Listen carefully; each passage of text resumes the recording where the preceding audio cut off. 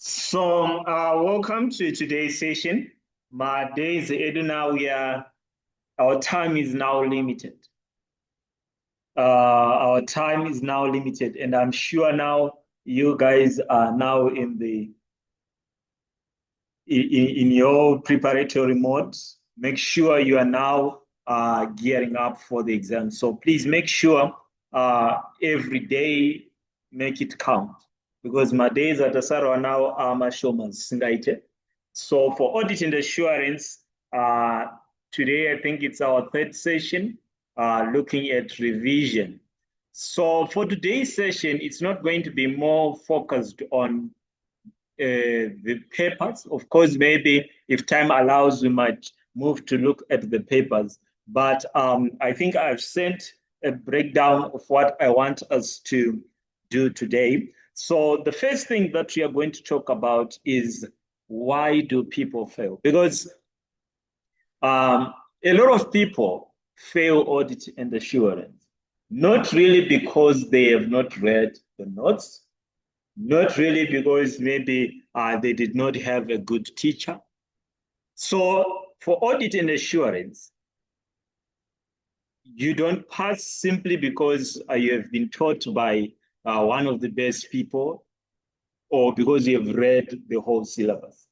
But the application matters. How you're going to approach the exam also matters. So what we are going to talk about today is we start with why. Let's just call it why people fail. Why do people?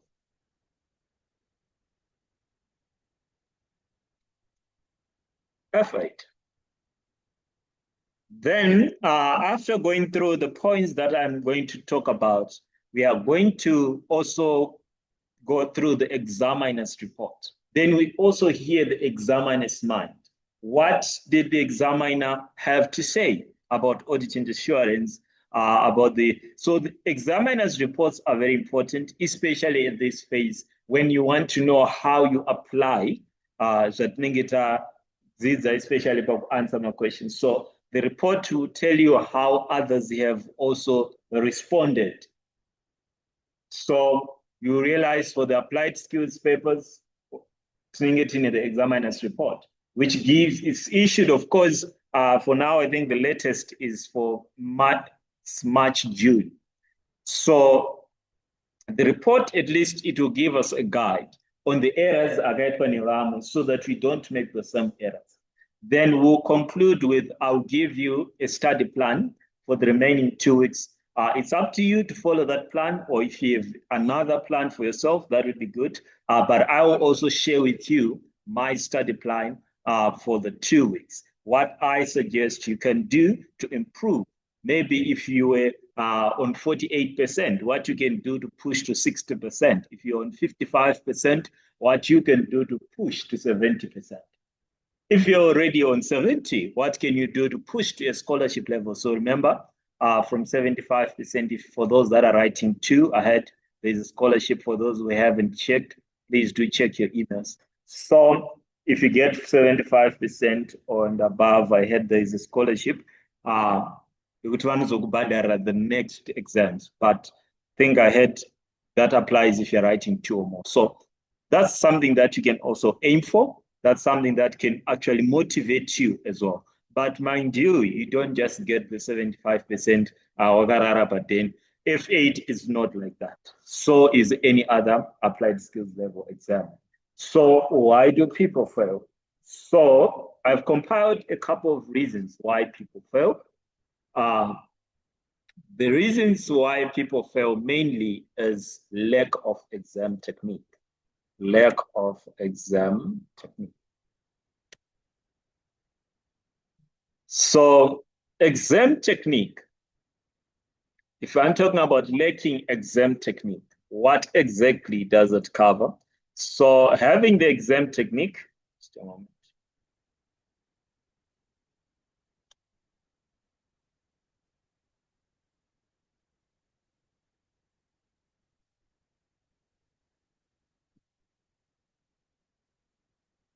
So lacking exam technique. So lacking exam technique can involve what?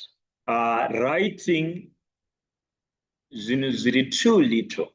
So you do need to take into account my answers ako as well, Kuti. Is it worth 1 mark? You can't write 4 words, 5 words, and you expect to get a full mark. So giving too short answers, giving answers that are too short, giving answers that are too short.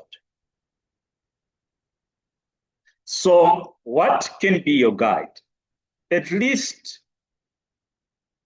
1 mark for a full sentence, not for a full line, but for a full sentence. So expect kuti at least your guide should be for the 2 marks, we need 2 sentences.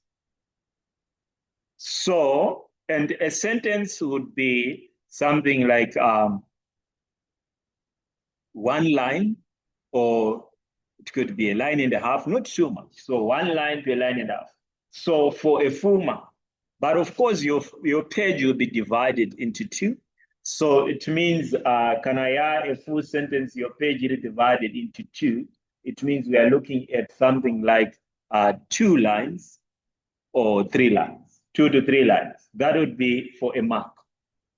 So giving answers that are too short, that's the first thing. And by a sentence, it's not just about making it long, but we'll also talk about what is supposed to be there. Can I answer what is it that you're supposed to make sure you do include? But the first thing is giving answers that are too short. It's a problem. It's a problematic area that we need to look at. Then, besides giving answers that are too short, giving generic answers. Giving generic answers. If you realize that as we go through the examiner's report, the examiner is going to talk about this generic answers. What are generic answers? So giving generic answers, though kutipama answers are from the textbook that are not linked to the case. So for audit and assurance, it's not just about you knowing it's not about just you knowing the theoretical aspects, but we are more concerned with the application. Of course, Tinema questions, I think I did highlight it some time back as we're doing the Panama questions, I think I should go to the knowledge questions. Ekuti kazhinji kachino muna very 4 marks, 5 marks, 3 marks, but it's normally not more than 5 marks. In English, your knowledge, your theoretical knowledge. They can say tipo advantages, kind of disadvantages. So in that case, you can just use the generic knowledge that you have. But kanata kunzi tiri answer my case questions, especially panonzi tipo ma substantive test, tipo ma audit risk, tipo ma test of controls.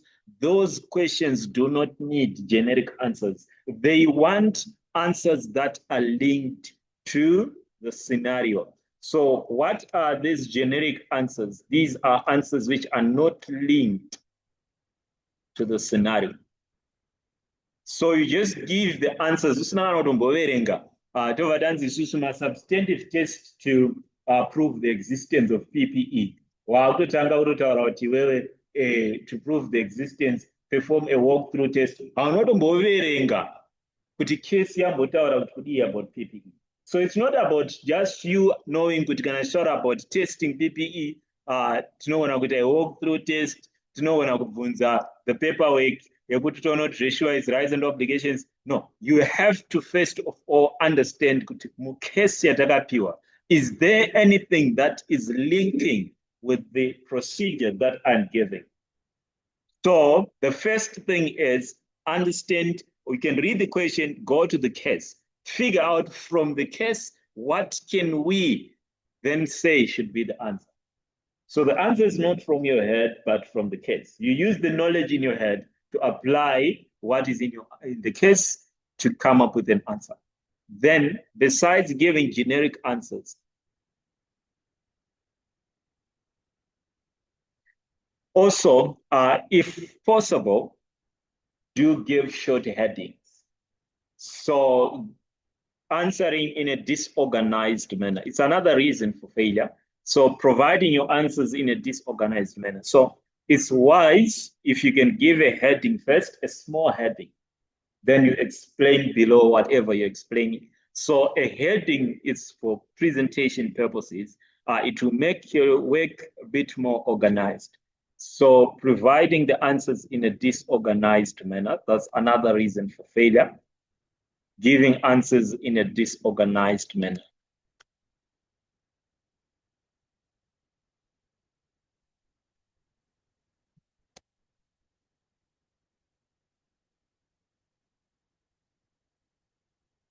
So it's advisable to just put a small heading. Even on audit risk, you think maybe the main risk you're going to talk about is maybe the main risk maybe that you think yaitika maybe trikutaura about them not recording depreciation as your risk. You can just put a subheading, depreciation. Then you come your risk indicator, your accounting treatment, and what you think is the risk. So wangonyora kari ka subheading kekungoti kari kutipa a hint kuti so overall what is your risk about. But it's not a prerequisite of saying maybe you can't what maybe due to time pressure, or not know. Because during the study plan that I'm going to give you as well, this you are also supposed to, there will come a point where you're supposed to time yourself. So where you are not able could eat as they say within the time frame. If you are not able, let me just record a side also on WhatsApp for the sake of those who are starting to join us.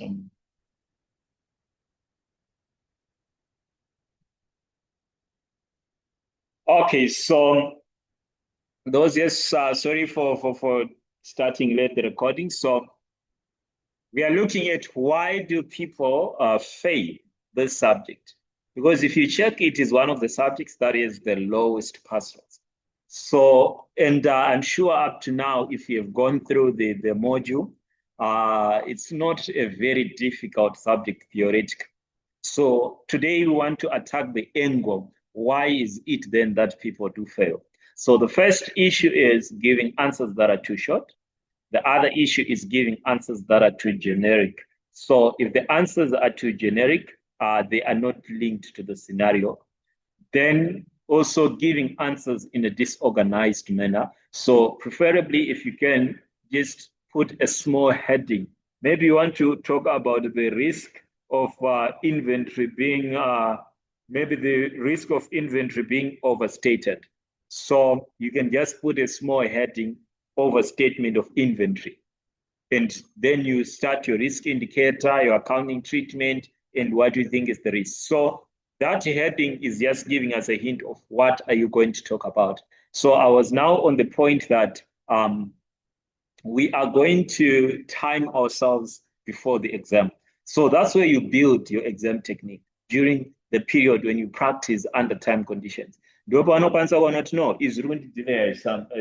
I might need to, because the headings, of course, they are more like their presence do not, if you don't put them, it's not that important. Of course, it can boost your ability to get a mark, but it's not really a reason why we can put a mark for you. You can't get a mark because they've just put a heading.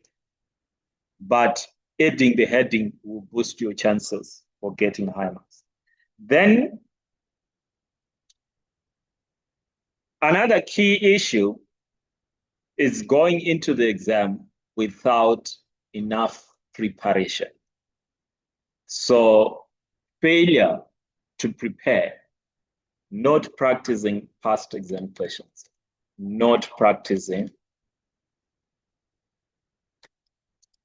past exam questions.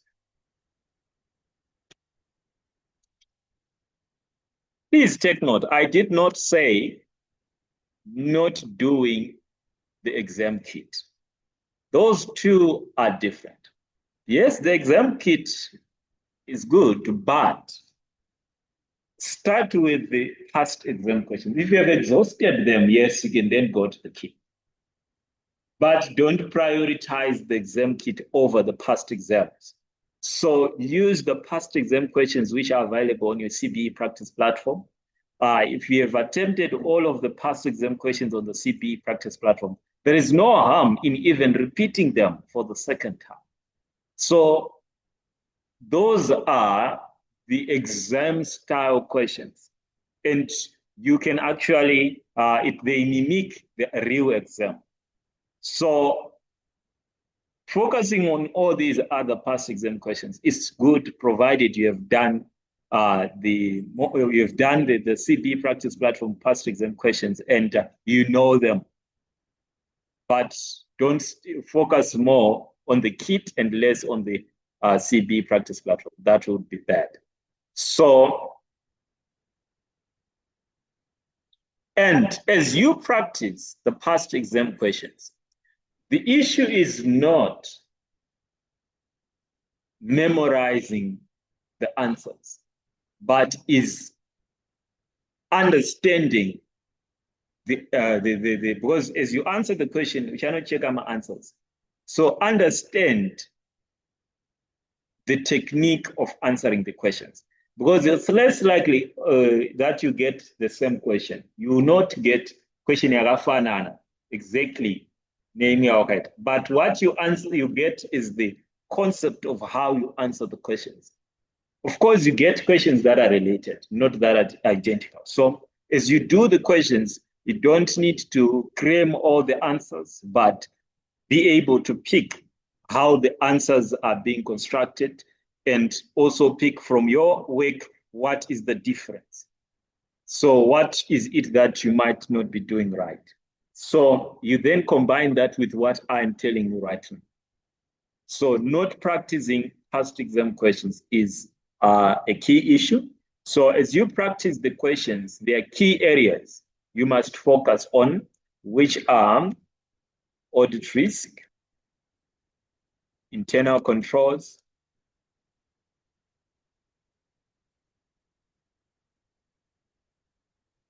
substantive test, ethical threats, audit report. So that's where you're supposed to focus on. For now, please just concentrate on those areas. Concentrate on these areas. They make up the bulk of your exam.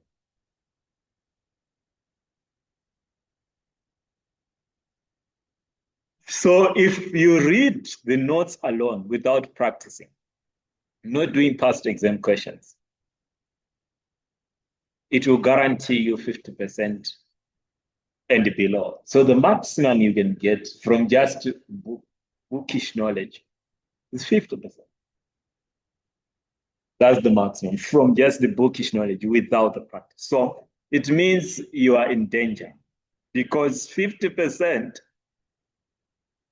without incorporating all the errors that you might possibly make, it would be a disaster. So please don't just focus on the bookish knowledge. Let's also do the application part, doing the past exam questions.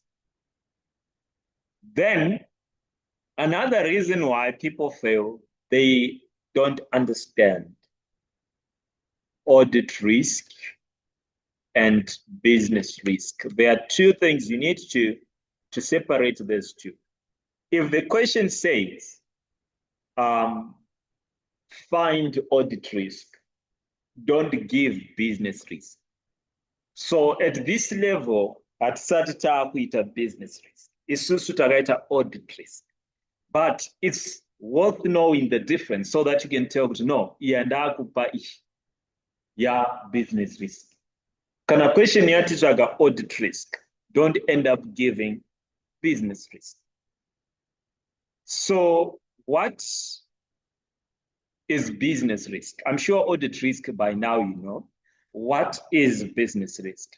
Business risk is associated with failure to meet the future objectives. failure to meet, so business risk,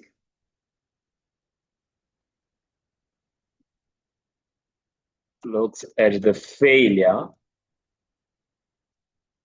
to meet future objectives.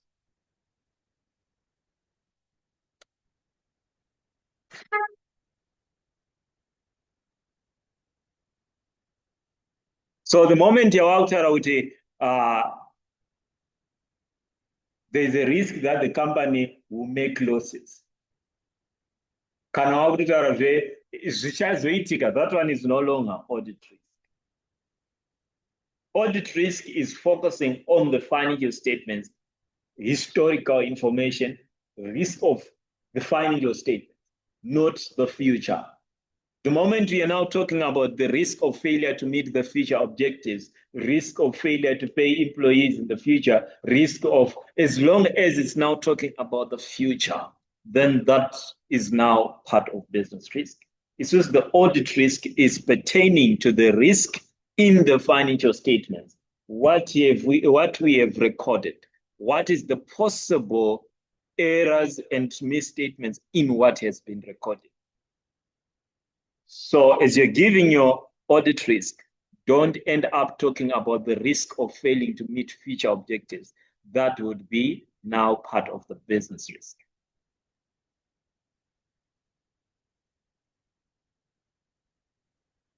Then, using a wrong use of inappropriate audit language. Use of inappropriate audit language. So if you are giving your procedures, this is common, Pagupama procedures. There are terms you are not allowed to use, which we say they are not acceptable for audit language. So ukanzi will choose the auditor's procedure, what the auditor ought to do. Then you start saying that, then you can say the auditor should check the invoices. So per audit procedure, what check the invoices. The term check there, it does not give us how it must be done.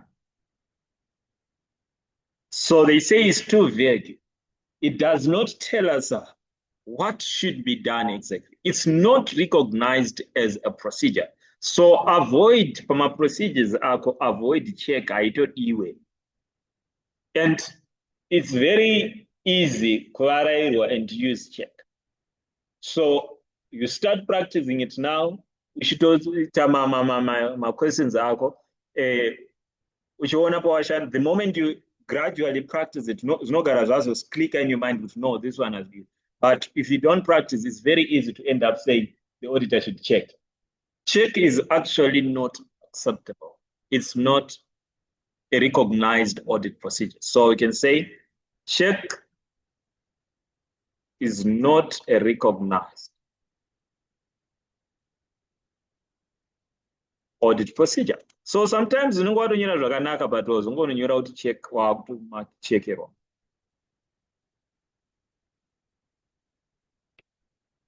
Why wakuchekero is because the check that you have used is not specific of what you ought to do. Then what can I say instead of saying check? Be a bit more specific. For example, you can say inspect the invoices. Inspect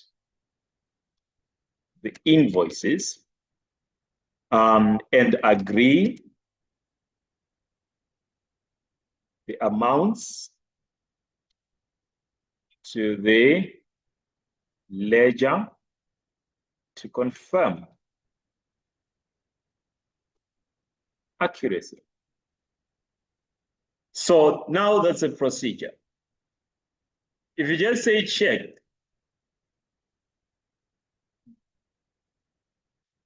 even if you say check the invoices and agree, no, check is not allowed. Just do away with check.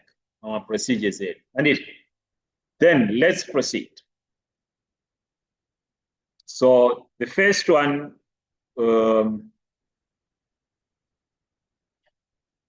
at Singade is check there. Let's move. The other one that we can also condemn besides check is make sure or ensure. I'll give an example. So you can say make sure or ensure.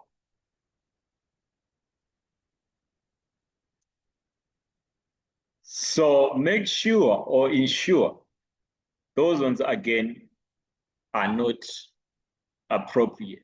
For example, make sure the depreciation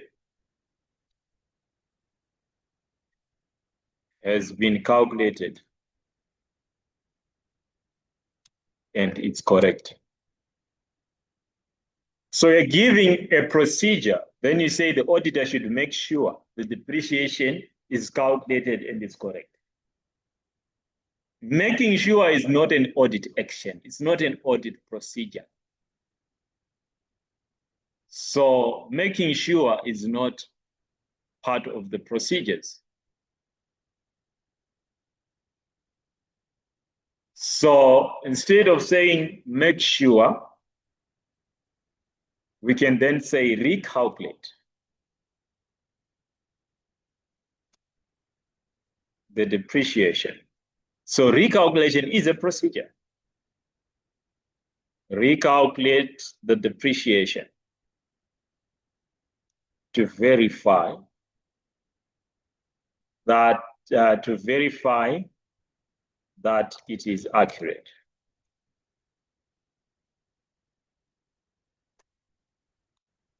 So we don't make sure, we recalculate. How do you make sure? Give us more information.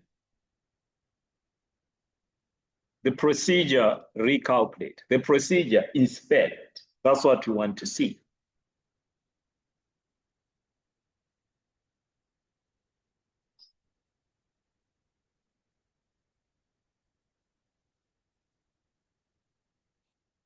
Confirming if something is correct. Confirm.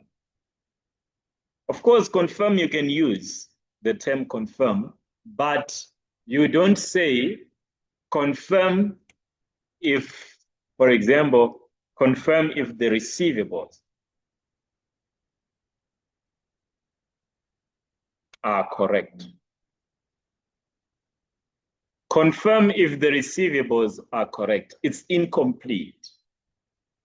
Hapana procedure ya watuuza kuti how do we confirm? So this, it misses how. It's missing the how part. How do we confirm? It's missing the how part. We need to know how the confirmation is to be done. So it's missing the how. So what then can we say to correct this statement? We can say send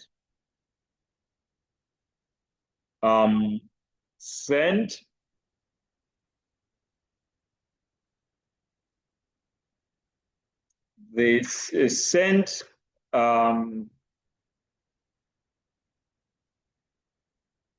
or perform a receivable secularization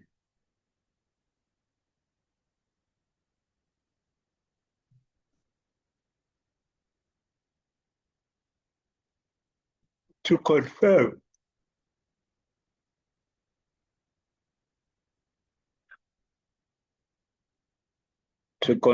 the existence of the receivables and the accuracy of their balances.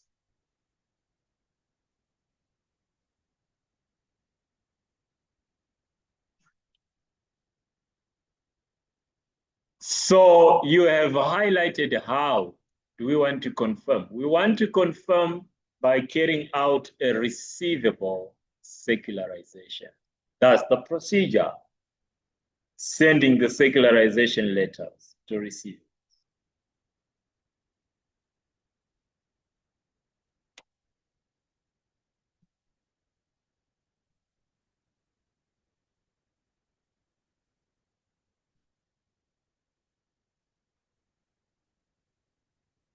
Another term which is not acceptable is find out. You can't talk about find out.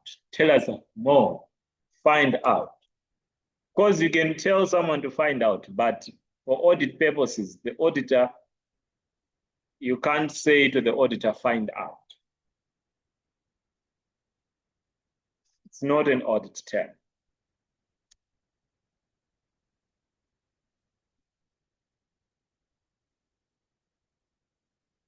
Of course, I can say find out what's taking place, but in auditing, they say find out, it's not an audit term. For example, find out how they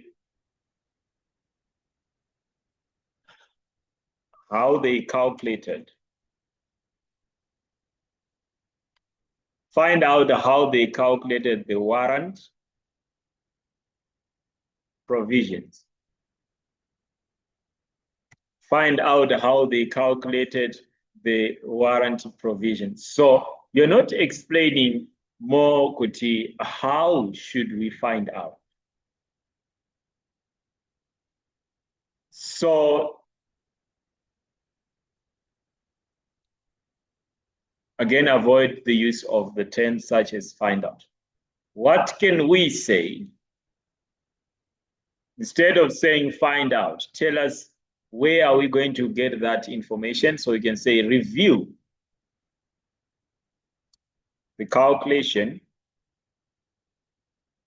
of the warranty.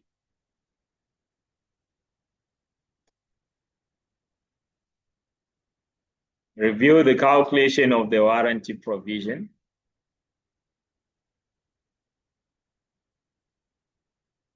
And agree with the balance recorded. No, if you're agreeing with the balance, then it means you have to recalculate. So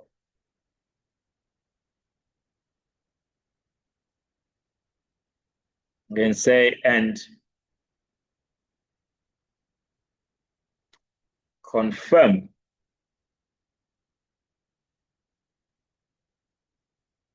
its accuracy. So you're looking at the calculation. Kuti yakaitwa chaizvo chaizvo. So you review how the calculation is made. Confirm whether yakaitwa nemazvo. So procedure instead of saying find out, we're saying rather use review. Instead of saying find out, rather use review.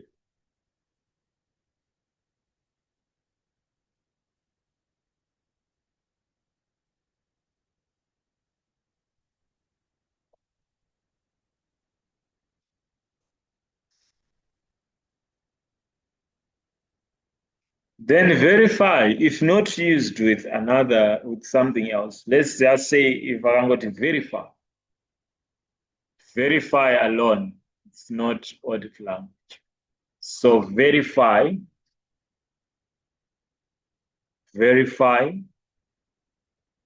if used on its own.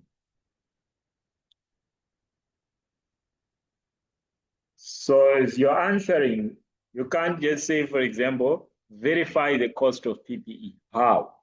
So we need to know how. Verify the cost of PPE. We need to know how.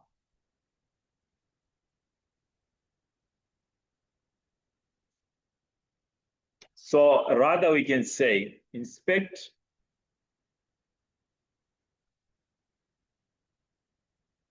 inspect the supplier's invoice.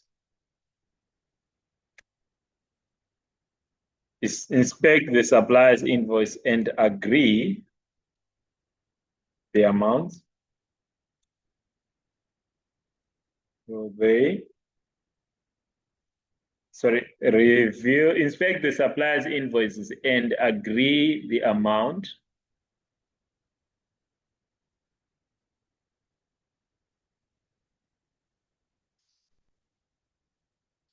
to the PPE additions and agree the cost, rather, I think.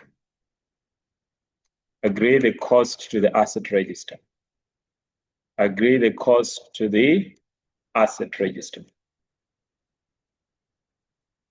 Agree the cost to the asset register.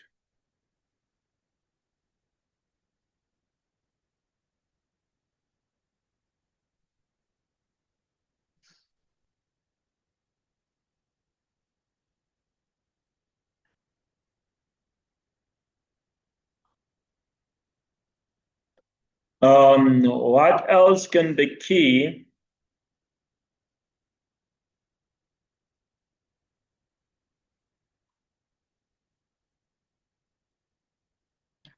When we also talk about inquiry, we need to know why are we making the inquiry.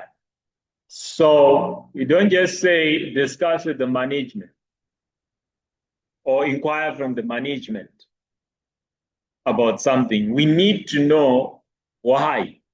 So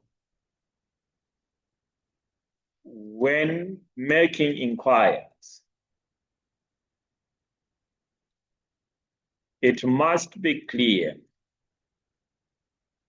why we are asking. So when we make inquiries, let it be clear why are we inquiring. When we make inquiries, it must be clear why.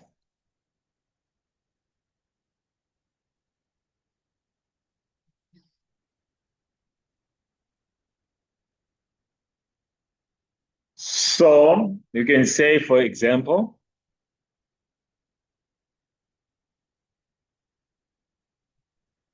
inquire from the management.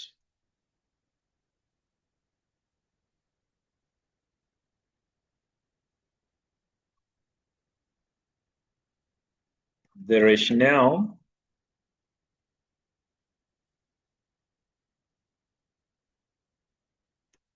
behind changing or behind lowering down the allowance for receivables.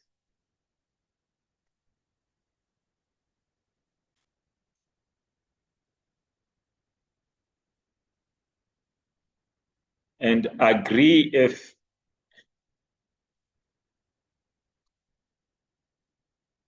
it is consistent with the auditor's understanding.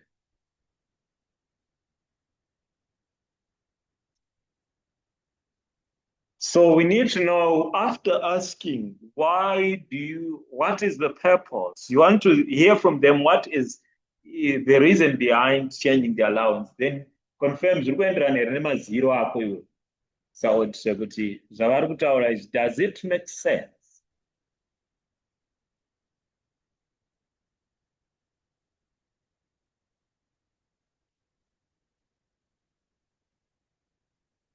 Okay, so those are some of the issues to do with the terms that are not use of inappropriate language.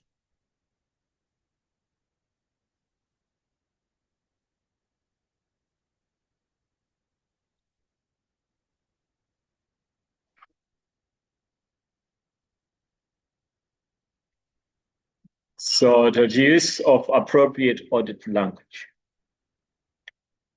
Then besides use of inappropriate audit language, your answer, especially for when you're giving responses. When you're giving responses, we need the structure of every answer, especially for the cases. We need the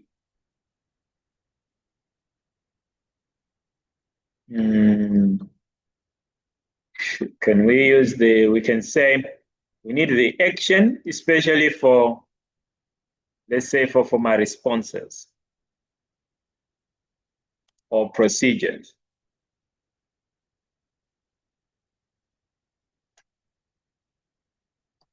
For my responses or procedures, we need to know the action.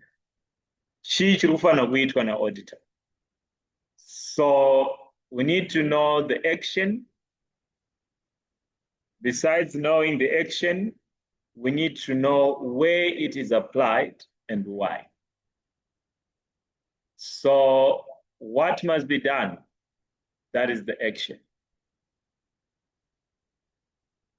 What must be done?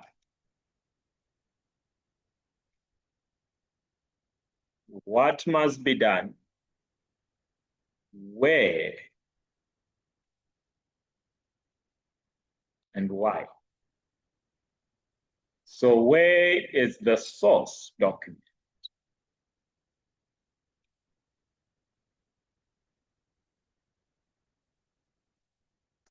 Or the person whom we have to ask? And why? What do we want to prove? What do we want to prove?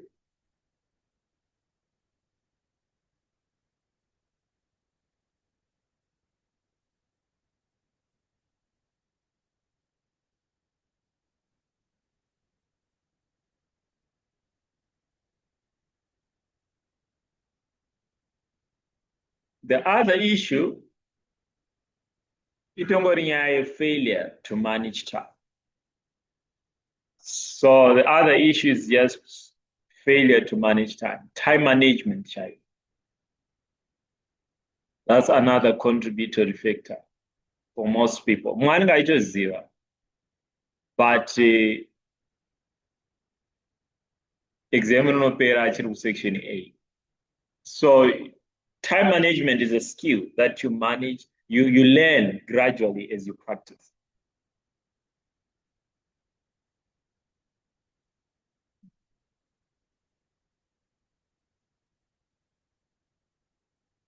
Okay, so let's go to the examiner's report. So let's go to the examiner's report before I give you my study plan for the remaining days. So let's first of all go and hear the examiner's mind. Let me check if I downloaded the report.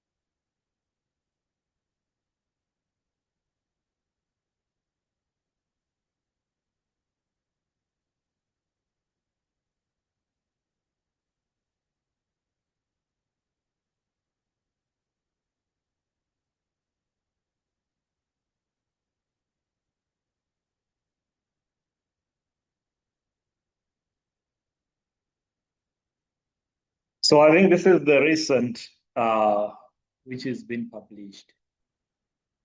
So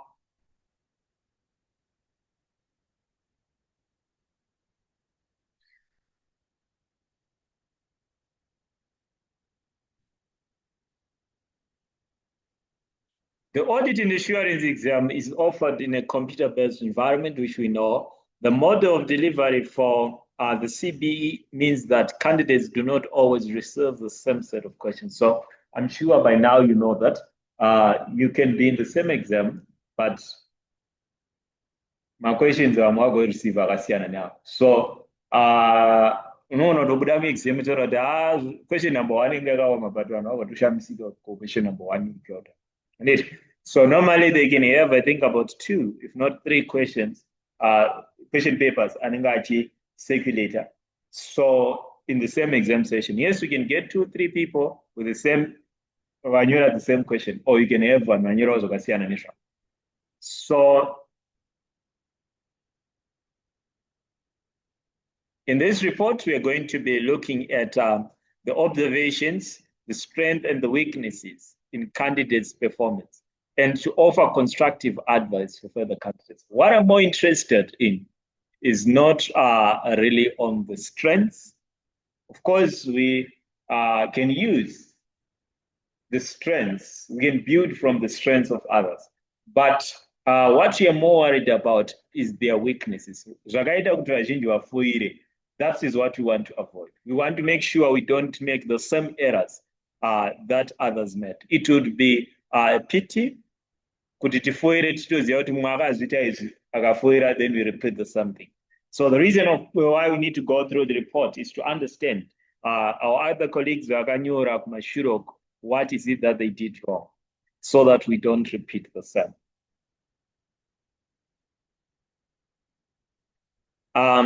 For section A, that one,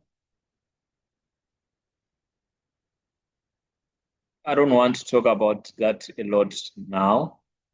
Let's start with the section B, because section A, remember, tinenge tine answer are in a multiple choice structure. So it's based on the case that you've been given. For what I can say for section A, just make sure your knowledge regarding the ethics is on point, because normally for section A, it's rare kuti one pasina a question in surrounding my ethics. So ethics, corporate governance, those are the areas that are mostly common section A. But however, it's not restricted. They can ask anything. They can ask anything. But kunowanzoita a challenge for most people if kana zvazvo answer zvonashora zvekushandisa the wrong wording using language which is not audit language, izvo zvinosanganikwa nazvo section B. Why? Because section B, you have to type out your answer from your head. You are not clicking the correct answers anyway. So you are just typing, and that becomes a challenge now because you might end up typing the wrong things. So section B. So for section B, so I'll be picking out some of the key points. Chisapa Word document ready. So this is a 30-mark question. It's based on P Company, which is a retailer of food and household items with a large network of stores across the country. This question tests candidates' knowledge of the auditor's responsibility for fraud and error, and the risk and responses, substantive procedures for trade discounts, receivables, and ethical. Okay, so we have the first question, which is saying explain the responsibilities of this, I think, is the auditors, the audit firm, relating to fraud in audit and in the audit of my financial statements. So remember, if they are auditors, their responsibility is not prevention of the errors and fraud. They are more of detection. It's not their responsibility to ensure there are no errors and fraud. Their responsibility is to carry out procedures and pick where errors in fraud might have occurred. So this type of a question, what I'm more interested in now is this type of a question, it is a knowledge question.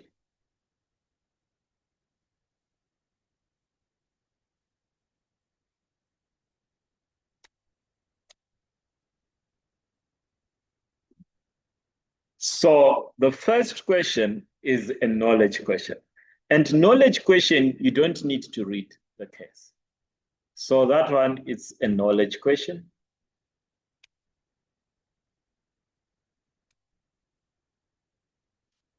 Simply apply the book knowledge.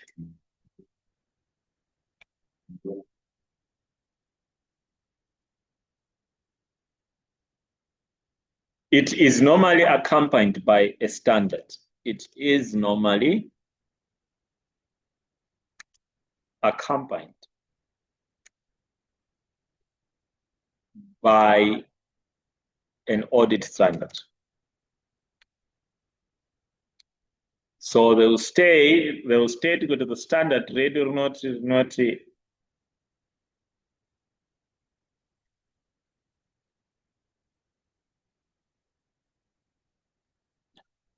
So the knowledge question is accompanied by a standard. And this one, you just apply the book knowledge. Please don't quote the standards. Can I answer? There is no need to quote my international standards on auditing. So even there's no need to claim the international standards on auditing what they don't ask you that. So they highlight the standard in the exam. No need to quote that particular standard. So let's move on. Let's hear what they are saying. Let's hear what they are saying. So question requirements such as this demonstrate the importance of having a detailed understanding of the ESAs, and in this case, ESA 240, the auditor's responsibilities relating to fraud in audit and financial statements. This is relatively straightforward knowledge requirement, which has been tested in previous exam sessions, and candidates should be aiming to score full marks. 1 mark was available for each well-explained point. Therefore, candidates should have provided 4 well-explained points. It is important to ensure that the points are fully explained, as it was common to see candidates only gaining half rather than the full mark. For example, simply stating the auditor is to obtain reasonable assurance of the financial statements, that the financial statements are free from material misstatement, is awarded a half mark. To gain the other half mark, the answer needs to either add caused by fraud or error. So there are certain issues that may be, like in this statement, but it's correct one. But you do need to pay particular attention kuti basa ra auditor harisire ngotsvaga misstatements, but also that are caused by error or fraud. So, for example, simply stating the auditor is to obtain assurance that the financial statements are free from material misstatement. You needed to also highlight kuti misstatements actually could be caused by error or by fraud. So these are some of the issues that as you practice, how they've responded, you can actually be able to gain the skills. So care should be taken when reading the requirements to ensure that the answer focuses on the right issues. For example, some candidates incorrectly focused their answers on the management responsibilities, despite the requirement only relating to the responsibility of auditors. In addition, some candidates listed procedures the auditor should adopt when meeting their fraud and responsibilities. Should adopt when meeting their fraud responsibilities, or provided lots of points the auditor should consider when reporting on potential fraud, such as whether this was in the public interest. These are not responsibilities under ISA 240 and so did not gain credit. Candidates must take the time to carefully read and identify the keywords and the requirement to ensure their answer is relevant. So the key points here to take note of: understand the question. If it's a knowledge question, they have not mentioned about anything about talking about the case here. But number one, number yema marks. From this, I think we can be able to figure out that the mark allocation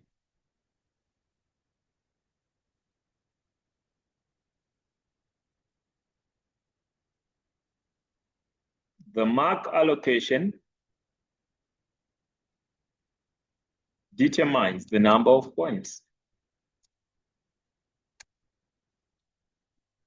to get.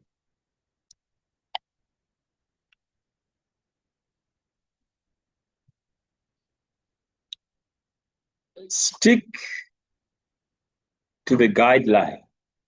The question said the auditor's responsibilities, not manager's responsibilities. Stick to the requirement of the question.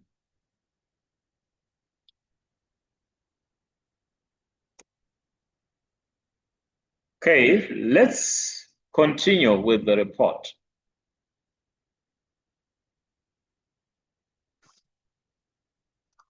So now tagoenda kunema marks akawanda, the bulky of the marks. The requirement B had 16 marks. Describe 8 auditors' risk and explain the responsibilities to each risk in planning the audit of PCAM. Marks are awarded for identification of risk. So remember that we need a risk indicator. That's identification of risk. And if you are identifying the risk, you have to identify a risk given in the case.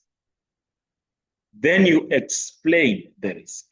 So per audit risk, remember that we need the indicator, the accounting treatment, and you explain the risk itself.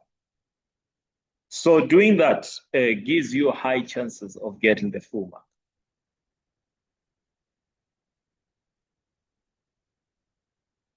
The response gets you a full mark as well. So issue iripo toda kunyanya kutarisa kuona hari kunzi vakakanganisa, what did they do wrong? So one thing for sure again, and this is common, regards auditor's risk, question yedu inotipa more than one risk.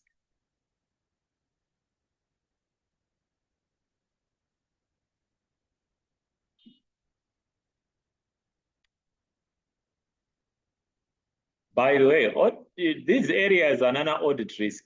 It's almost certain you get them in the exam. So audit is not like another among subjects. You could see, maybe if it's 9, maybe consolidation, maybe. We know what risk, audit risk is again, but so not all score no, this is what I'm going to find. So for audit risk, what have they picked? What if they've given us so far that there'll be more than the number required? And that's always the case. So at 8, they'll give you more than 8. So stick to the number of risks required. You don't pass the exam we have perfected one question. The question at 8, to 12 na examine. You are busy at 12 months. They've structured the exam in such a way that the moment you spend time with those 12 risks, you will not finish the exam. And you don't pass the exam because you have perfected one question. You need to balance.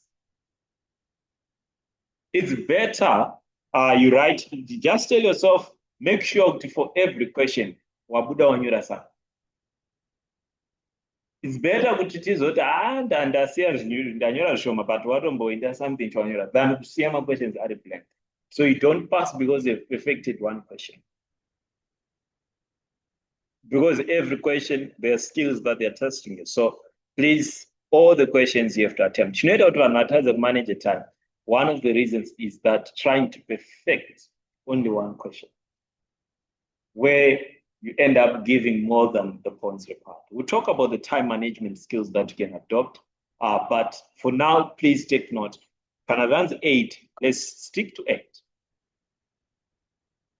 Let's move on.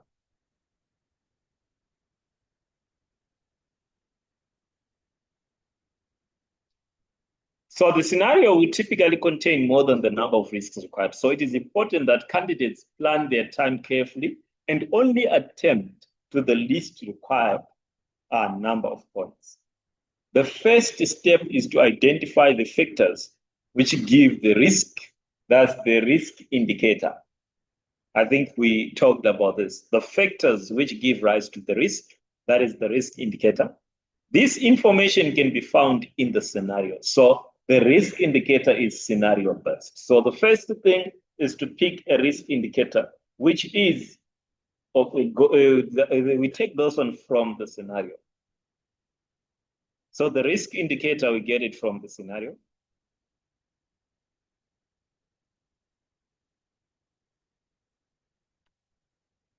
So the information in the scenario should be read carefully, including the opening paragraph, as this may include information relevant to the identification of audit risk. When undertaking this read through, it is good exam technique to use the highlight function, as this provides a visual aid for quickly spotting the audit risk. Having looked at the whole scenario and highlighted the relevant points, candidates should pick 8 strongest points and reread them. Yes, I also advise this technique. So, patati pick 8. Ausungoti first 8 our picker. No, you read the case. Firstly, uchitovhura question. Usati waverenga case, verenga question. Waverenga question, wakuziya the requirement of the question. Wakuverenga the case, wakufamba uchihighlighta. Pese kuona pane audit risk, you are thinking this one is an audit risk. You highlight. Then you realize in the end you have highlighted 12 points. But the question is 8. What you talk from the 12, the AAf8 that you think these are your best. Because but but this she got the 8 best that you can pick from the 12. So you read the whole case. Because bangbajo just without try kutsanangura risk, you also kunyanya find mamwe are easier or in some cases you might end up splitting one risk wakumaita 2 because wangoverenga paragraph 1 but ukaverenga the whole case zvinokubatsira kukuratidza kuti no marisk aripo akawanda zvakadii.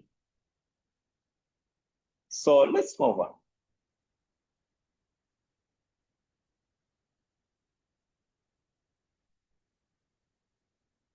So after reading the whole scenario, the candidates should pick their 8 strongest points.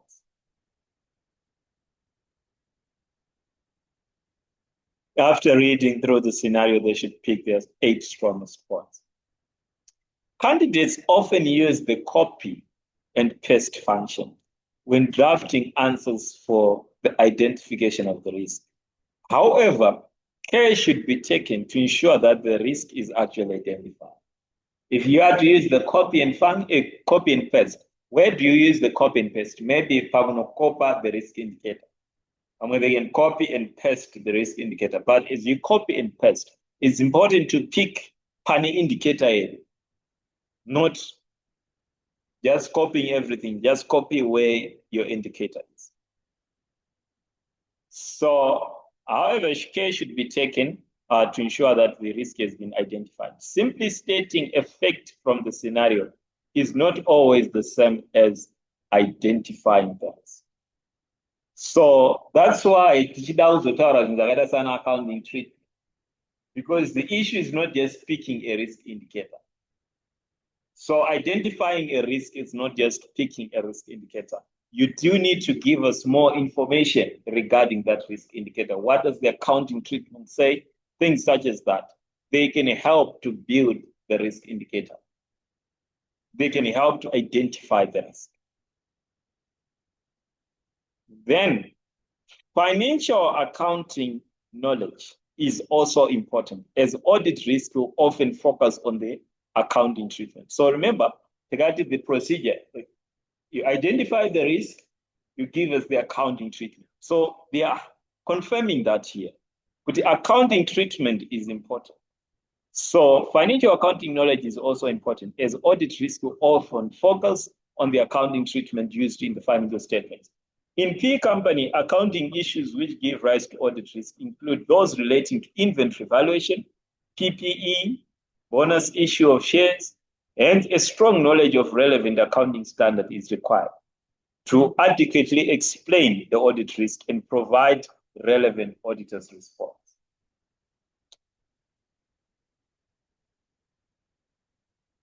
Candidates should expect a range of topic areas within the audit risk section, audit risk scenario, some which may be more challenging than others.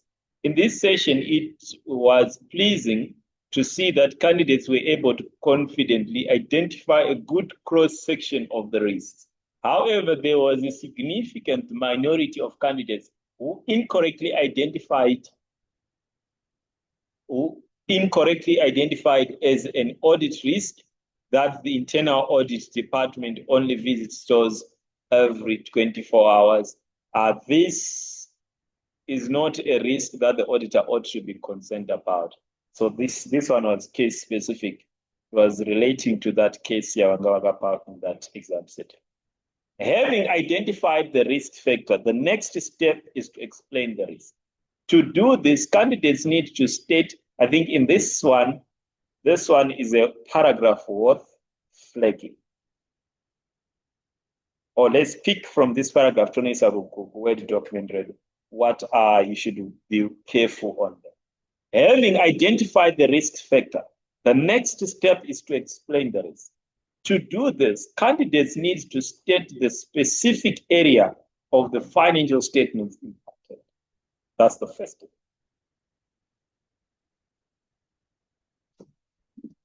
When explaining the risk,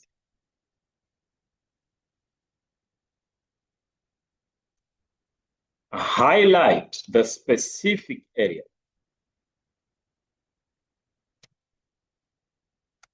that will be impacted. So we need to know which area is going to be affected. Highlight the specific area that will be impacted. Not just to say leading to maybe the financial statements being overstated or the assets being overstated. Which asset? Let's be specific. Let's not use blanket terms. The expenses being which expense, the assets, which asset. If the question is given as a lead to which asset specifically, let's be a bit more specific. Is it the building? Is it the leased property? Let it specify. Let it specify. Okay, let's move on. So the first issue, and please take note of this, be careful in addressing the specific area. So this requires also a knowledge of my documents. Transaction yakadai affect a papi in the financial statements. So to do this, candidates need to state the specific area of the financial statements impacted with an assertion or a reference to over, under, or misstatement, or a reference to inherent control and detection risk. Misstated will only be awarded a mark. That's another important point. We cannot hang in between the lines. We cannot say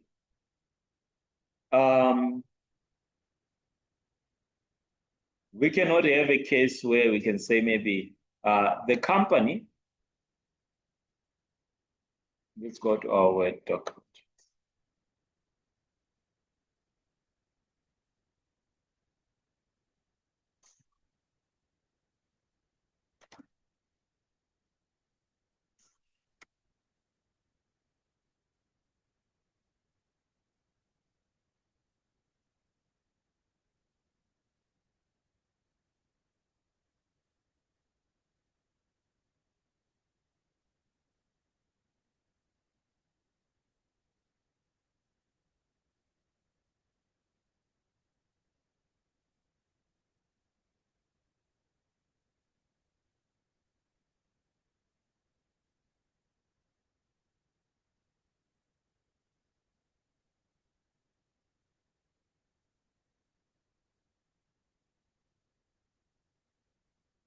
So maybe part of the indicators were showing that the company has not created a provision for slow moving goods.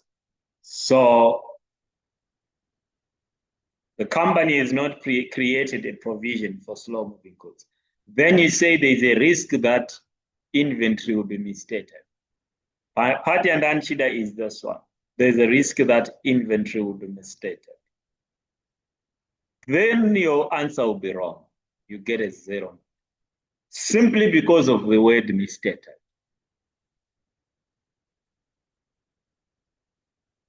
So what are you getting marked wrong? Is because the case was clear. But the company inakuita a provision for slow moving goods. Kana isinakuita a provision for slow moving goods. The possibility is they have overstated because the provision yafana unobviswa ku inventory yafana unoreducer value inventory. So kana isina kuitwa, it means there is a risk yekuti inventory iri overstated. So you cannot say, but overstatement is also part of misstatement. So haukwanisi kunoshandisa a blanket word to say misstatement inoshanda pese pa-over nepa-under. Misstatement inoshandiswa in the case where it's not clear whether it will be under or it will be overstated. So maybe we can have a case slide. If pari kunzi pakaitika research and development costs. So company kanzi yaita research and development cost. Zobva zvanzi some of the costs were expensed and some of them were chi. Or kana zvinoona kutaura kuti then the costs. Let's say pakaitika research and development costs. Obva the research costs were treated as expenses and the development costs were capitalized. In that case, panogona kubuda ka-risk misstatement. Papi, but there is a risk yekuti some of the costs that they treated as research costs are actually development costs. And some of the costs they treated as development costs are actually research costs. So in that case, we can talk about misstatement because both the expenses could be under or overstated. The capital, also the intangible assets could be under or overstated. So provided the case is not, it can work both ways, under or overstatement. We can talk about misstated. But if it is clear, because it's understatement, we talk about understatement. If it's also clear it's overstatement, we can talk about overstatement.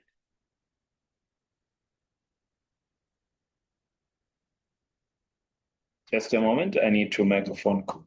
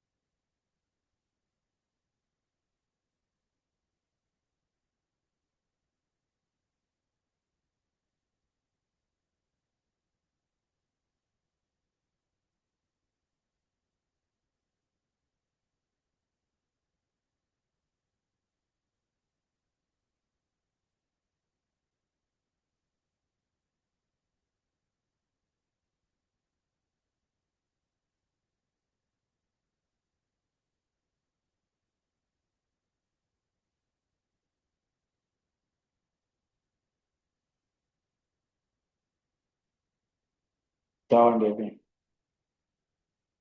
apo danchiti saka nawasvika kumboona gona kubva wazongosiya mota because handiwaiti mangwana mudhara ndopafanira kuitaura handiwaiti vari kuenda mangwana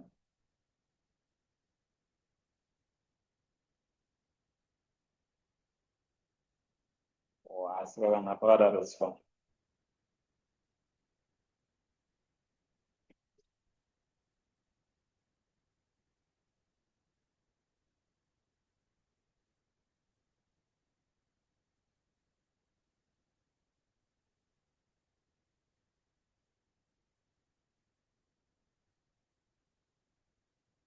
Okay, let's proceed. So, today's issue,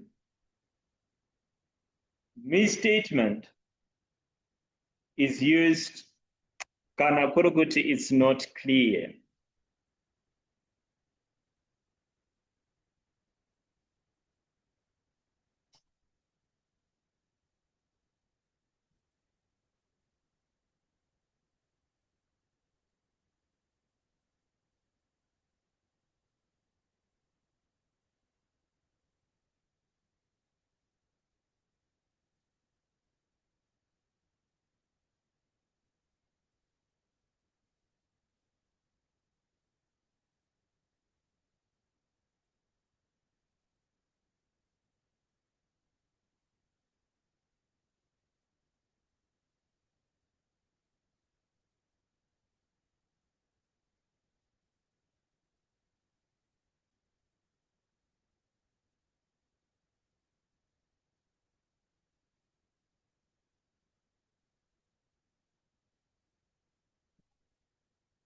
All right, so let's move on. Let's go back to our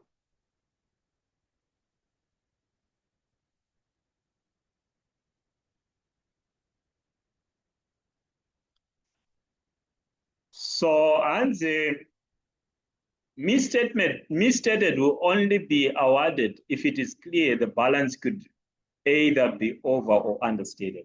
If a balance is clearly at risk of understatement, then no credit would be awarded if candidate referred to the risk that the balance could be misstated.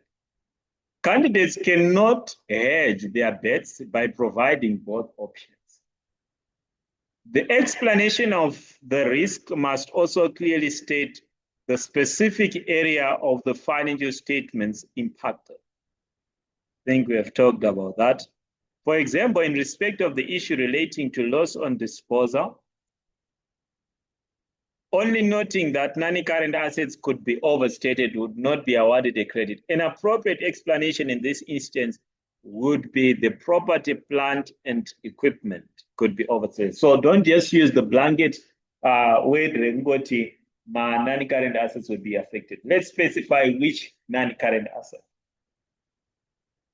So zvimwe watogona but wozongotadziswa chete notwangoti non-current assets will be misstated. So let's specify which non-current assets. An appropriate explanation in this instance, all right. And in addition, stating that expenses could be understated would not earn credit as it is specifically the depreciation expense.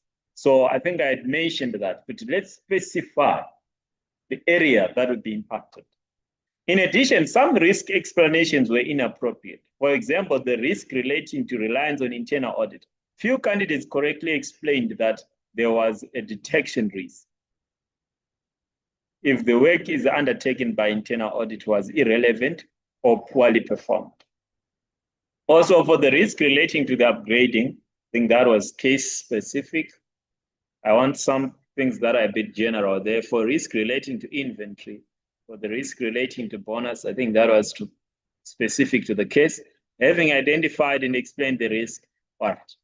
Having identified and explained the risk, the next step, I'll send this report so that you can read it in detail as well.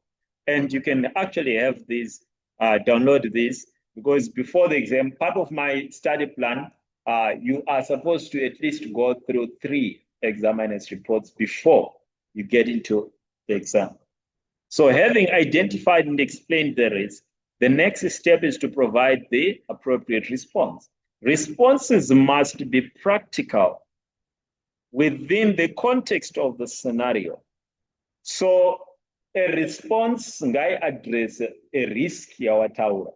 Not kuti response iri kuadresawo zvimwe, risk yanga ichitaurawo zvimwe. Kana wati there is a risk yekuti manani current assets are overstated. Sorry, the risk yekuti PPE iri overstated. Chiti paresponse iri kuda kunotarisa kuona kuti zveshuwa here manani current assets are overstated. Because audit risk iri kuti pane possibility yekuti ndo zvakaitika. So kana yaresponse yaway yauchanoverifya nayo saauditor kuti ichokwadi here kuti PPE iri overstated. So the response, let it address the risk you have identified. So having identified and explained the risk, the next step is to provide the auditor's response. Responses must be practical within the context of the scenario, and care should be taken to ensure that the response is one of an auditor, not management. I think this one, I have seen this quite more often. Please take this down. So make sure you provide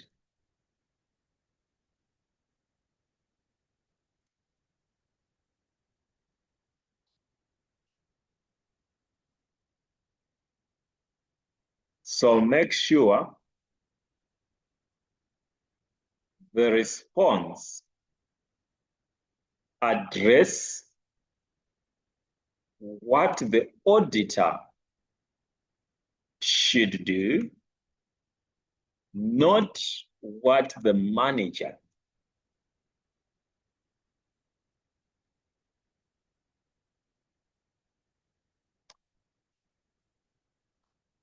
ought to have done.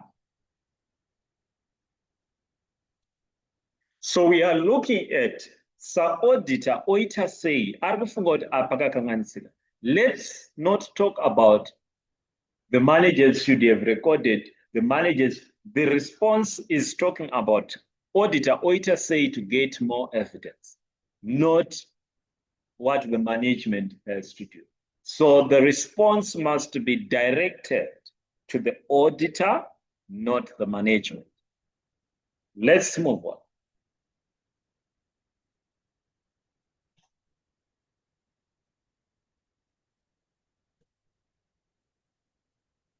And the candidates are advised to take a moment to read their responses and ensure what they are suggesting will help the auditor to form a conclusion on the identified risk.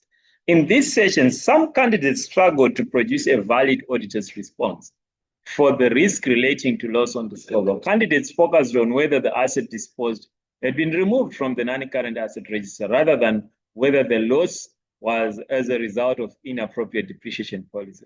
Now that one is case specific.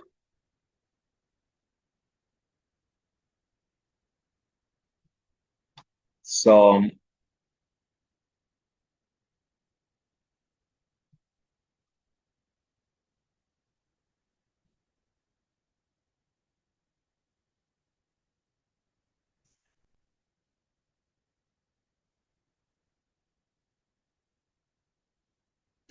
auditors' responses do not have to be a detailed procedure.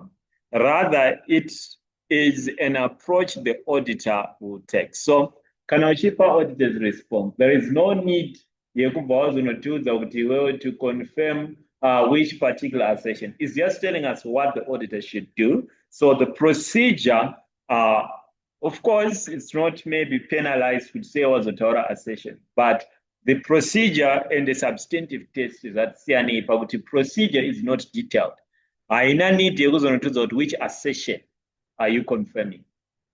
And what should the auditor do to get the evidence?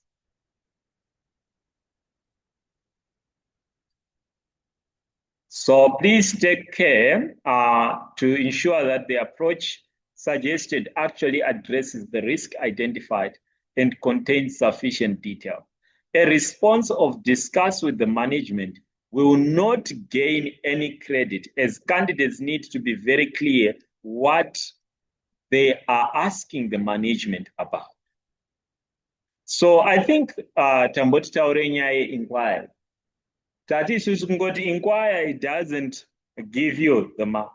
So we have mentioned kuti, if we are to use that procedure of inquiry,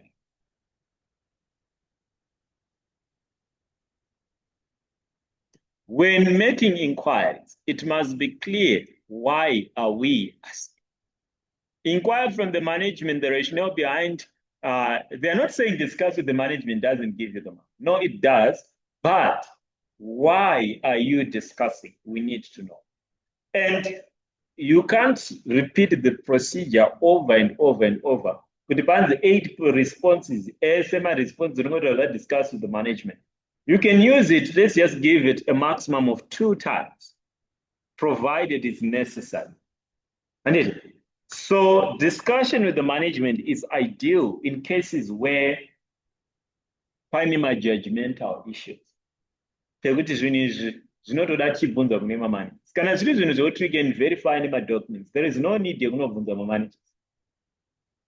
But kana ari ma-estimations akaitwa, kana ari ma-judgmental issues, yes, we might need to hear their view, why they came up to a certain conclusion. Not just to say every response will discuss with the management. Let's use it, but not overuse it. A response of discuss with the management will not get any credit, as candidates need to be very clear exactly what and why they are asking the management about. And where further documentary evidence is required, candidates need to refer to this to gain the 1 mark. Also, consideration should be given to the reliability of the evidence gained. For example, evidence gained from confirmation of third parties, such as lawyers, will be more reliable than verbal representations from management. I think I have even noted this, this in class team. External evidence is more reliable than evidence from managers because they're capable of lying. These are the same people that prepare the financial statement. So relying on the evidence from them is not appropriate. So why do you need to know about this? Before we start to discuss with the management, consider kuti hapana here vamwe vanhu vanogona kutipa more reliable evidence than the management. So the management is your last resort. You ask the management provided or not know, ndovega kwatinokwanisa kuona the most reliable evidence. Ndizvo. Future candidates are advised that audit risk is and will continue to be an important element of the syllabus and must be understood. Candidates must ensure that they include adequate question practice as part of their revision. So I'm sure they are also emphasizing on what I've been emphasizing on. Adequate question practice as part of their revision. Then we get to substantive test. So 1 mark is available for each test. So Tavapa audit risk, Tamuyae ma substantive test. Again, these ones are a key issue. So substantive test.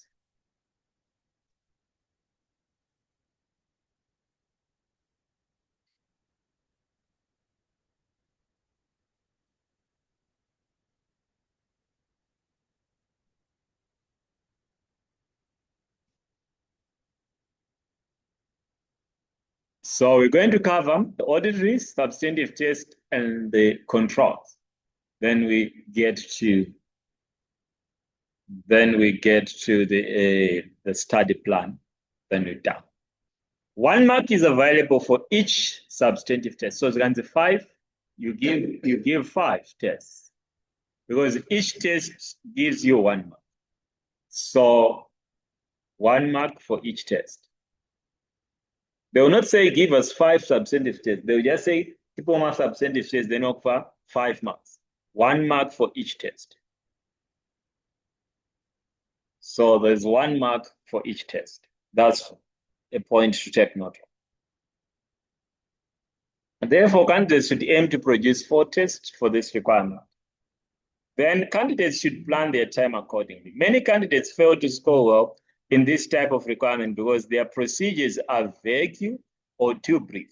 If you go to my points and that avoid giving answers that are too vague, I said for 1 mark, at least let it be a proper sentence. So giving answers that are too short, that one is a no-no. Tests must be sufficiently detailed, noting clearly the source document which should be used and the evidence it will provide.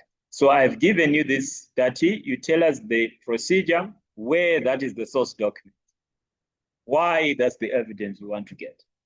So candidates must ensure that they can distinguish between a substantive procedure and a test of control. Many candidates lose marks by giving controls when required to give substantive tests. Let's maybe go to that and highlight that. Separate a substantive test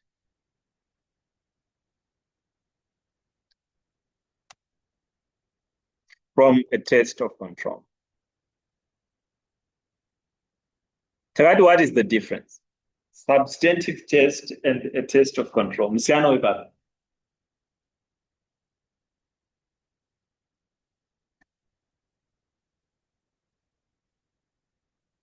Richard, what's the difference? Substantive test and the test of control.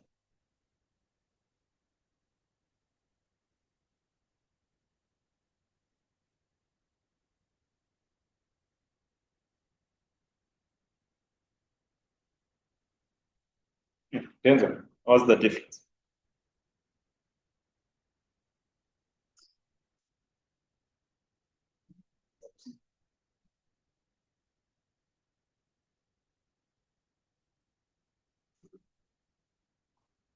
Mm.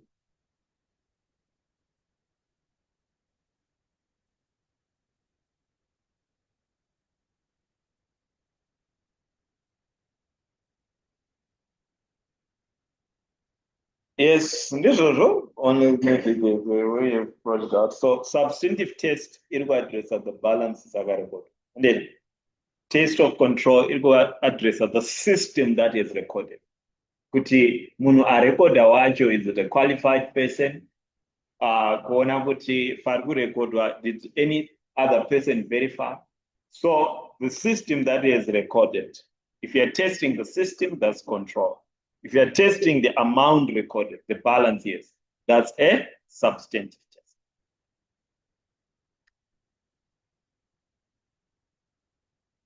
So they are highlighting that it's very important to separate a substantive. The moment you now talk about confirming the system, that's a test of control.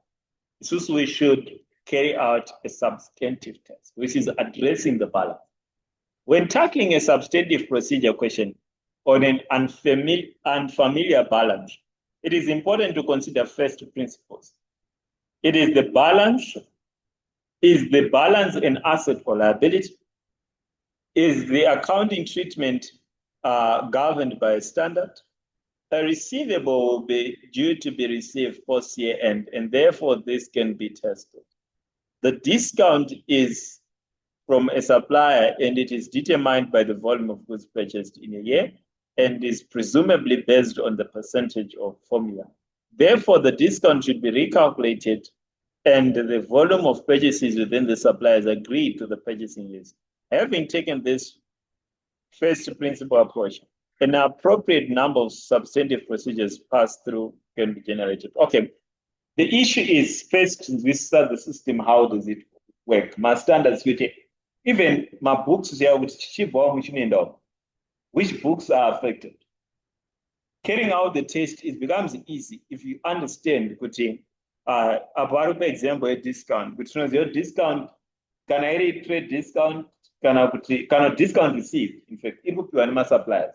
So when I verify discount received, we can verify basing on from our suppliers. We can recalculate based on from a supplier. So the first thing is to understand the accounting principle involved, because you want to verify the right balance, is it the one that is being recorded. Candidates who focus on recalculating the trade discount, this is now based on the question Yamangaga.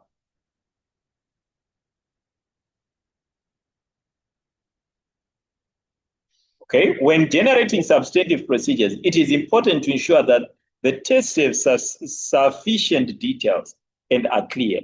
For example, agreeing the payments of the discounts post year end without specifying what the payment is being agreed to, we will not gain any mark. So whenever you say agree, uda agree, uda kutarisa ukucompare, uda kumeka sure ichi neichi zviri kuenderana. You agree to something. You agree with something. You want to agree with what? You can agree with the auditor's understanding, agree with the supplier's invoice, agree with what? So when you're agreeing, let it address what you are agreeing with. So we need to know you are agreeing with what.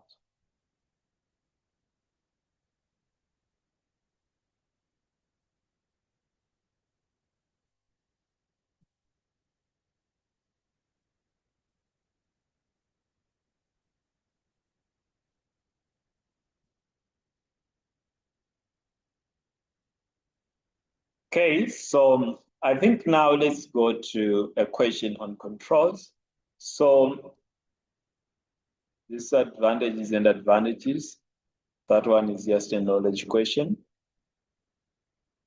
Identify 8 deficiencies and come up with recommendations. So substantive test, I think we've already highlighted. Kuti pa substantive test, Tati, you need to tell us what is to be done. That's the action, where, and why.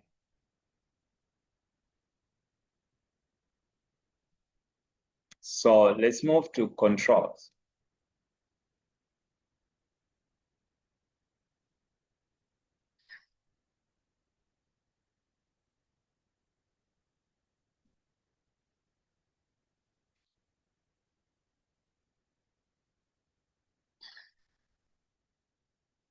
Marks are awarded for identification of deficiencies, explanation of the deficiencies to the company, and an appropriate control recommendation. The first step in tackling deficiencies is to read through the whole scenario in full. This gives an understanding of what the potential answer points are, as some deficiencies are easier to explain than others. Having looked at the whole scenario, candidates should reread it, drafting their answers as they go along. Do not be daunted by the length of the scenario, but be methodical and stay focused. In multiple cycle questions such as H company, there is likely to be a good cross-section of points across each of the 3 cycles presented, and only 8 deficiencies required. So we'll be having more than 8. In identifying deficiencies, candidates often copy and paste from the scenario, but fail to spot the deficiencies. In H company, some candidates identified irrelevant deficiencies. The least commonly provided deficiencies relate to goods. Okay, that was for that particular case. That's why I'm skipping. It's information that's case specific. The deficiency is the fact that, okay, having identified deficiencies, candidates are required to explain the implication to the business. So what I want you guys to do, these questions, like this one here, ilipo pa CD practice platform.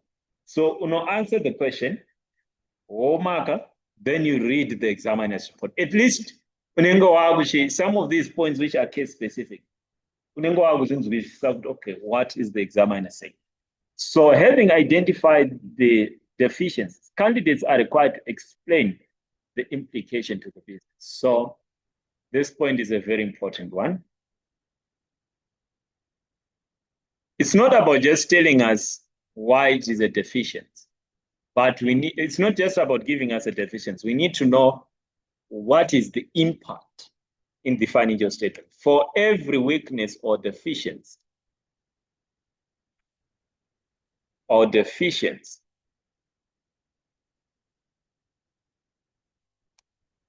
Noted.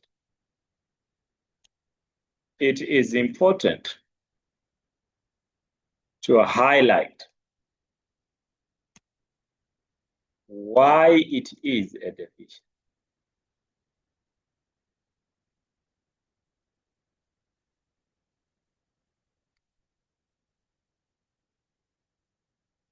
it is important to highlight why it is a deficiency. Why 30 is so it's a deficiency? Why do we say it's a weakness? For every deficiency, it's important to highlight why do we think it's a deficiency.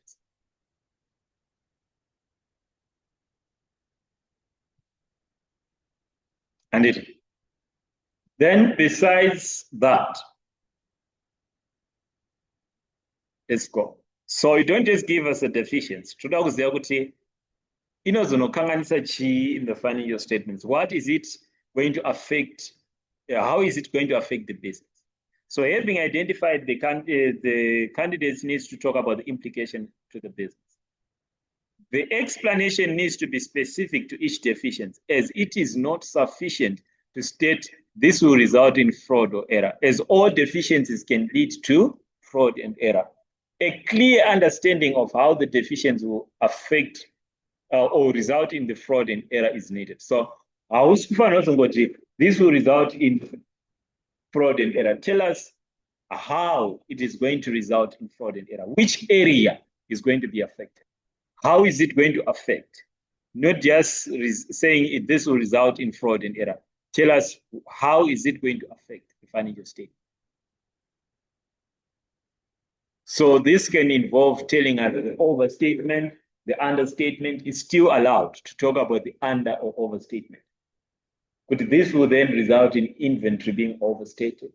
This can result in the sales being overstated because maybe we are using a junior and you're not verifying. This can result in the sales being overstated.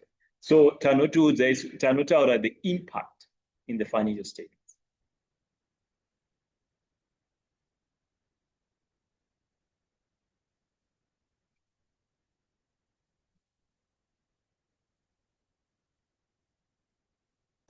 So after the deficiency, the next thing is to come up with a recommendation. To gain a mark, the recommendation must be detailed enough, and recommendations must be actions rather than objectives. Recommendations which are phrased as ensure that are likely to gain much credit. So recommendations which are phrased as ensure that are likely to get credit. Candidates need to ensure that recommendations are well described, clearly address the specific control deficiencies identified, and are practical suggestions. Also, it is important that recommendations are as complete as possible. For deficiencies that our purchasing department does not have access to GRN, the recommendations that give the purchasing department access to GRN would only get half marks. The recommendation needs to also state that the purchasing department should match the GRN to order forms. Okay, Truguti, if something is not being done, the recommendation shouldn't be simply do it. Let it explain who should do it and how. So Truguti panel is a weakness. Let's explain who should do it and how they should do it. So for a recommendation,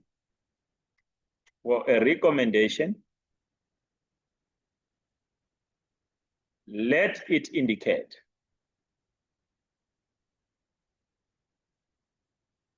who should do it and how.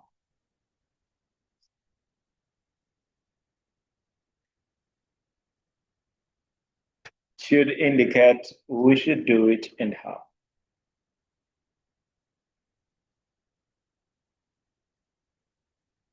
So it's not just supposed to be, they should verify, who should verify, and how is the process going to be done. So I think all the other points there are too case specific. Then some candidates incorrectly provided test of controls and even substantive procedures rather than recommendation. So recommendation is what is to be done, not what the auditor. Of course, the recommendation, again, this time is not what the auditor should do. Zvakusiyana manje ne-auditor's response. A recommendation is what the management should do, not what the auditor should do. So a recommendation should be a management's recommendation, not auditor's recommendation. But a test of control is now the auditor. Recommendation address what the auditor, sorry, what the management ought to do rather than the auditor.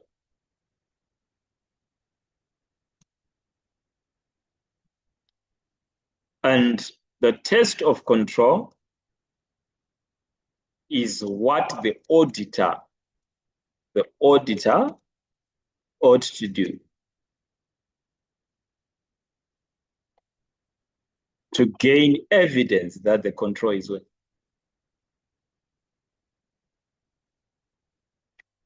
Controls are working.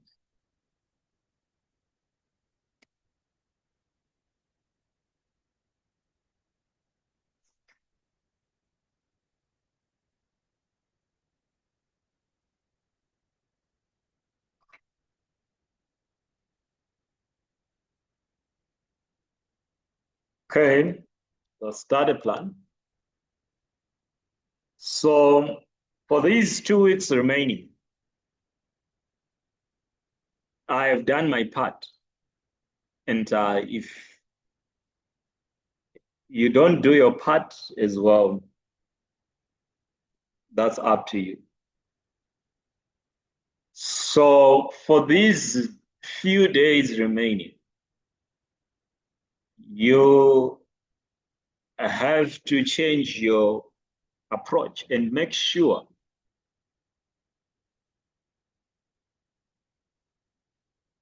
you give it your best. So the first days, until assumably, mangamchiroa every day mananga question. So we can start with the following approach. So let's give them days. We can say day 1, which maybe might be starting from tomorrow. So for the first day, we can say we can work on audit risk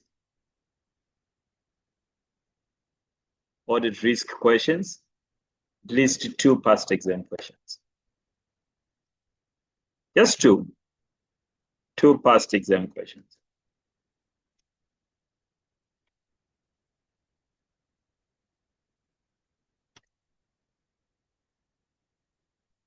Day 2.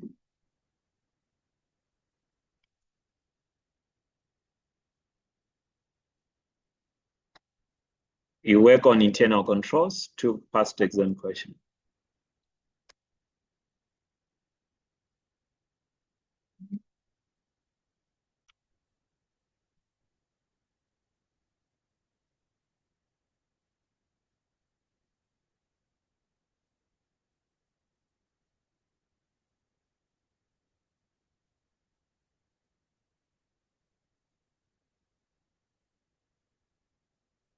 So day 3,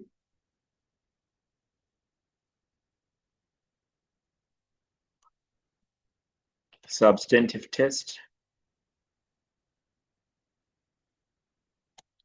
Please do a substantive test question on substantive test on revenue, substantive test on purchases. Question, it a substantive test on purchases. Ukaona wazishaya for this day 1, day 2, ukaona washaya pa CBE, you can even use the kit. Purchases, PPE,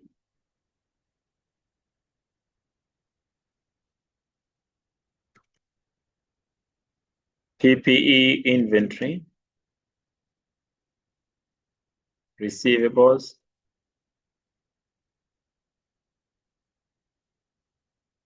cash, So just do a question listing substantive test on these areas.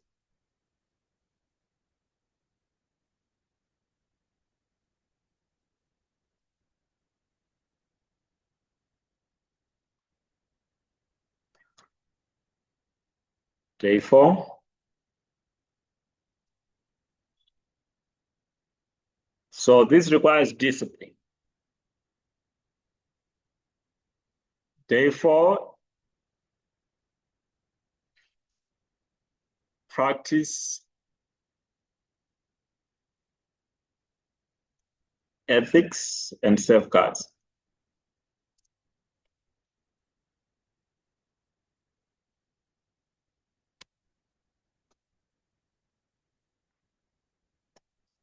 Can find 3 section A questions.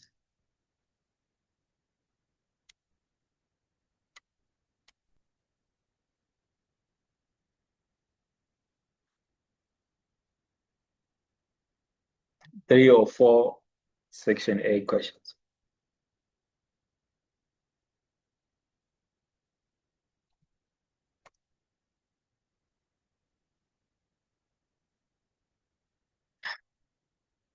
Day 5.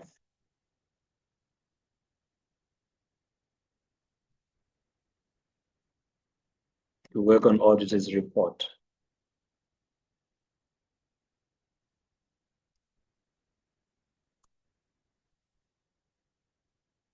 Then come 3 questions.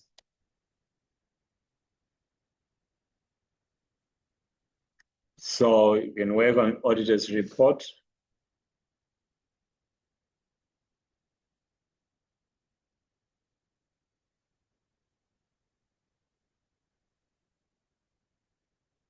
From day 6.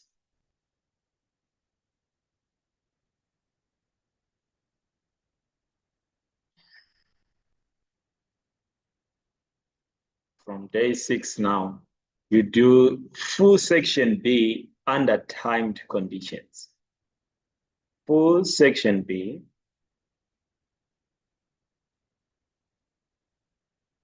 and reverse under timed conditions.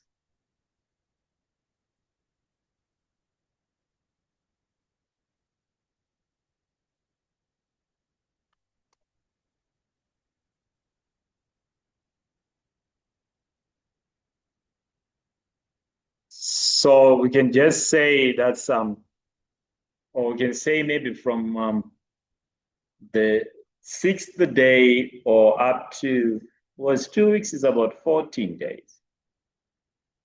Can do that up to,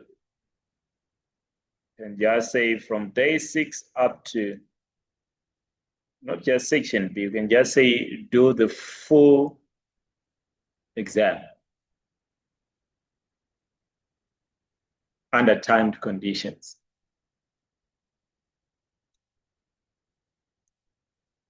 For 3 days, we got 6, 7, 8, yeah, up to day 8.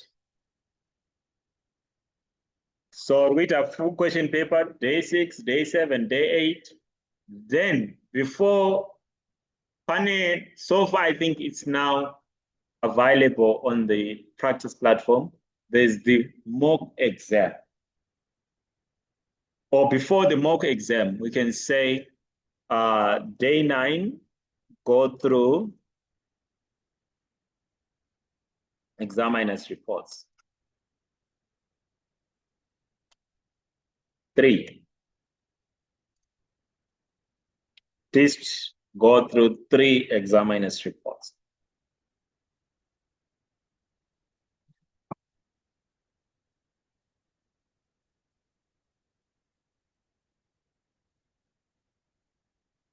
Day 10,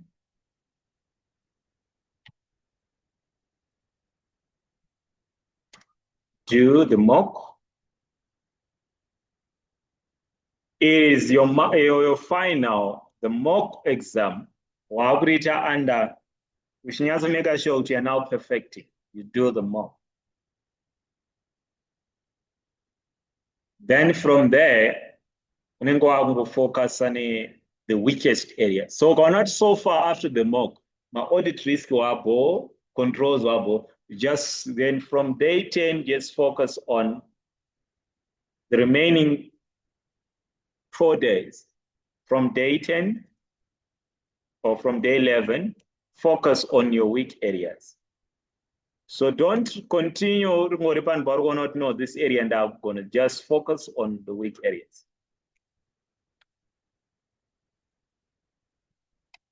So this can be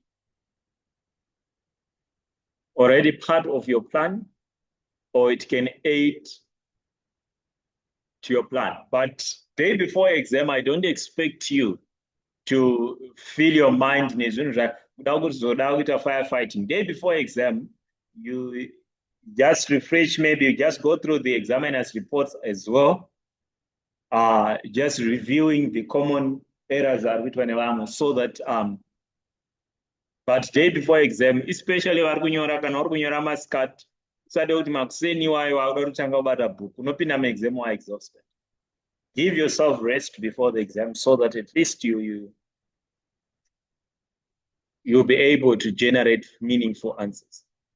Then the exam ready, time management is very important. So for time management, our exam is marked out of 100, and 3 out of 100, it's a 3 hours paper. So roughly each mark, or we can just say maybe for section A, you are supposed to spend about 40 minutes. So for you to be able to complete in time, we're gonna 40 minutes zapera. Or around 40 minutes zapera or section A. It's better you leave.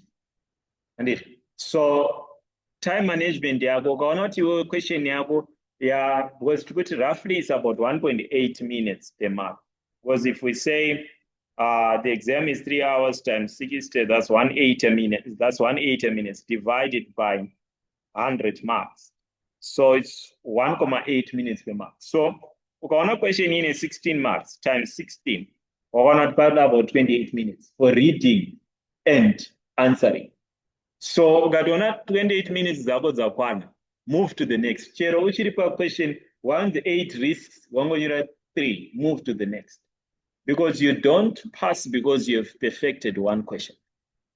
You move to the next, ukazona kuti wakwanisa kukompleta win among my areas, ukazosvika question yauri unoti hausitoziya totally, then you can go back and use that time to answer question yawasiriya than kuti watadza uri pa question 1 kuine zvazviri easier zvazviri mberi. So wish you the best. So we'll meet again next week. Next week, tichaita one of the a past exam question, but next week, yeah, I think for next week, share a past exam question so that I don't disturb you on the mock exam. Then do we still have any other week before the exam after next week? Let me check. 15, 29, yeah. So on the 29th, if we meet on the 29th, at the mock exam, which I believe Munema ita by then. So next week we'll look at a past exam questions. Then on the 29th, that is the mock exam. So for today, thank you so much for your time. Let's end here.